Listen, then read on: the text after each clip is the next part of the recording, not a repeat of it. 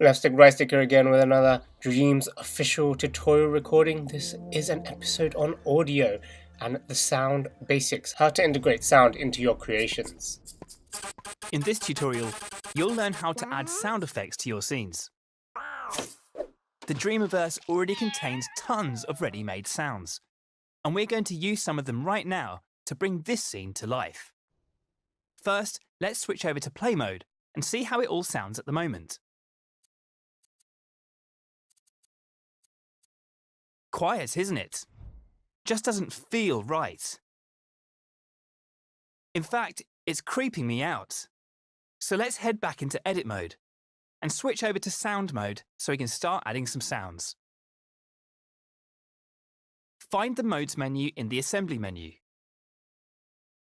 As you can see, there are lots of different modes, each with its own set of tools for doing different things.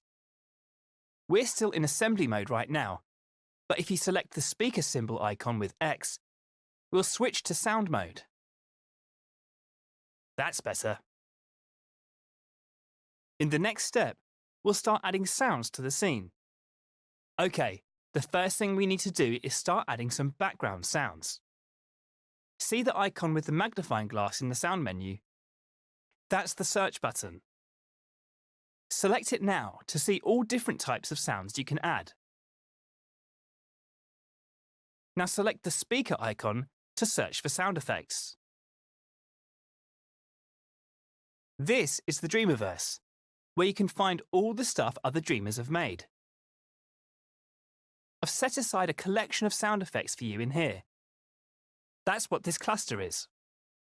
It's full of different sound effects for you to use. Select it with X to open it. I've arranged the sound effects into groups. To get a proper overview, use the right stick to zoom in or out of the collection. This group of sound effects are background sounds, and you can hear a preview of each sound by hovering over them with your imp. Find something that you think fits the dreamy atmosphere of the scene. I rather like dream space. When you've found a sound you like, select it with X. Your imp now has a gadget with the sound you selected, so you can stamp it into your scene with R2 any place you like. It doesn't matter where, since background sounds can be heard everywhere in a scene. Now let's play the scene with R3 and see how it all sounds.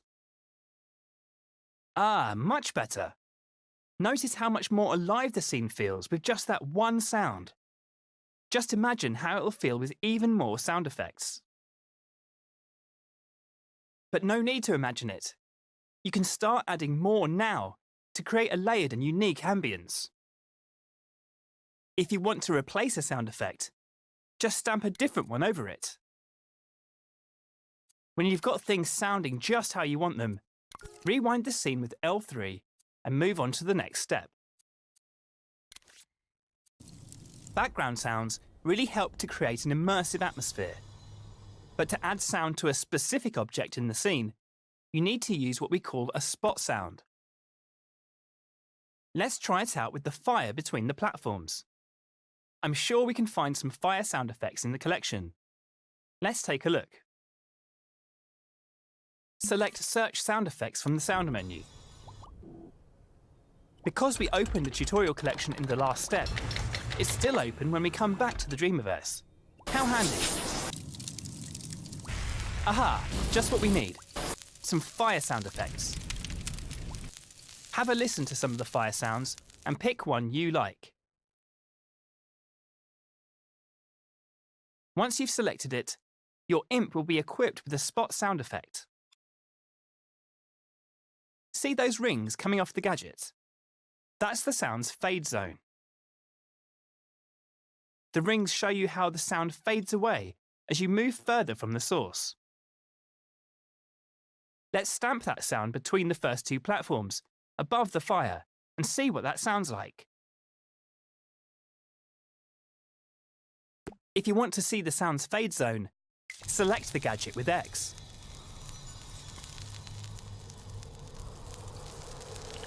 Click R3 to hear the sound effect. You'll notice the sound is louder the closer you move towards it with the left stick. Ah, you can almost feel that fire. Toasty. As you move away and out of the fade zone, it gets quieter until you can't hear it at all. You can press circle now to deselect the sound effect, then click L3 to rewind the scene. And if you're happy with your spot sound, move on to the next step. These haven't been too tricky for Connie so far, but even with her mighty jumping skills, the next scat looks a bit too big for her. Let's fly over to that floating platform with the left and right sticks and get a closer look at it. Looks like there's a trigger zone attached to it. Why don't we switch over to play mode and see what it does?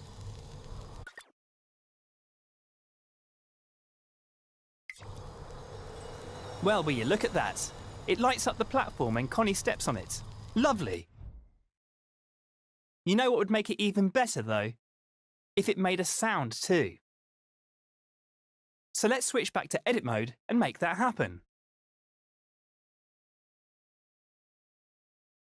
I've got a feeling you can find something in the tutorial collection to use here. Go to the assembly menu and go back into sound mode. Now go to search and select search sound effects. Over here are some energy sound effects. Have a listen to a few. Pick a sound effect for your light up platform. I quite like the sound of Dream Terminal, but see which one you like and select it with X. Now it's time to stamp it in the scene, somewhere near the platform. In the next step, I'll show you how to trigger the sound effect. As we've already seen, background and spot sounds will play constantly if placed in the scene like this. But for the platform, we want the sound to be triggered by Connie. And for that to happen, we need to connect the sound effect to the trigger zone that activates the glow. Moving closer to the platform with the left and right sticks, and take a good look at the trigger zone gadgets. See how there's an output port that says detected when you hover over it? Well, that means it will trigger when it detects a possessed puppet, like Connie. So all we have to do to make the sound effect activate when Connie's on the platform is connect the output to the sound effect. Let's do that now. When you select the detected port with R2 or X, you'll see your imp becomes tethered to the port by a wire. Gadgets communicate with each other with wires like this. You'll also notice that a power port has appeared on the bottom of the sound effect gadget. All you have to do to connect the two gadgets is hover over that power port and press R2 or X. Time to head into play mode and see how that sounds.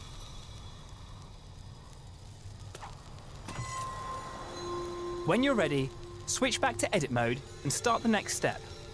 Hey, I just realised, we got so caught up in these sound effects, we forgot to add another platform for Connie.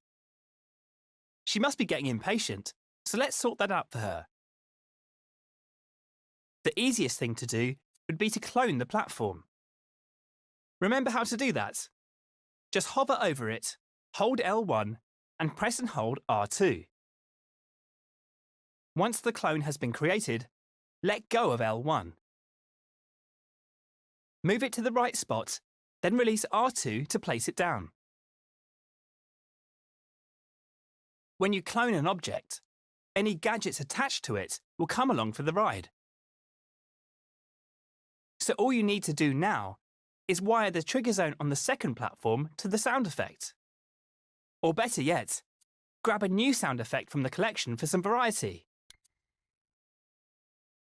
It's up to you. Dream shapers should always go with their instincts. Whichever way you choose to go, move on to the next step when you're ready.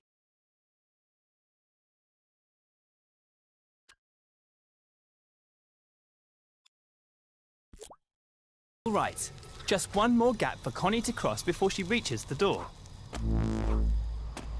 That pink cylinder would make a great stepping stone for her, but it's all the way down in the water.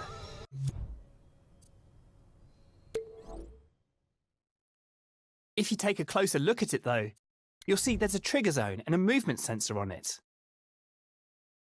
They're not connected to anything right now. There's also a keyframe on the platform. I wonder what that does. Try selecting it with X to find out. Just as I thought, it raises the cylinder so Connie can use it to cross over. Press circle to deselect the keyframe. Looks like all we need to do is connect the cylinder's trigger zone to the keyframe, so it moves up when she gets close. And since we're doing that, why not add a sound effect to it too? Let's jump back into the sound effects collection and see if there's anything appropriate in there. Down here, we've got some mechanical sound effect loops. These are the perfect sound effects for any sort of machinery in a scene.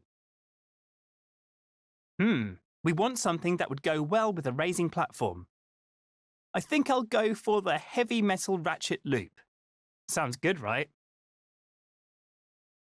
OK, select the sound effect of your choice and stamp it near the pink cylinder with R2 or X.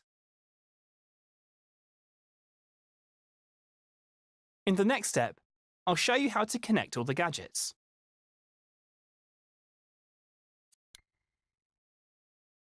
Now we just need to do a little bit of wiring to get everything working. Remember, the trigger zone will activate when it detects Connie, raising the platform, which is controlled by the keyframe. So grab the detected output from the trigger zone with R2 or X. Then stretch the wire up to the keyframe gadget and connect it to its power port with R2 or X. Now let's get the sound effect working. This will be triggered by the movement sensor, which detects if the object it's attached to is moving. So when the platform starts rising, the movement sensor will send a signal from its output ports. That's the output port on the right side of the movement sensor gadget. It's called velocity overall. Press R2 or X over that port to create a wire now. You'll need to connect the other end of that wire to the sound effects power ports. Once that's done, switch over to play mode to test everything out.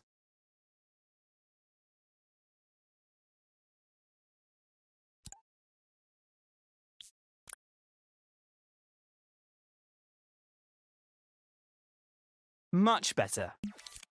That sound effect really makes a big difference. But there's even more you can do to bring this scene to life.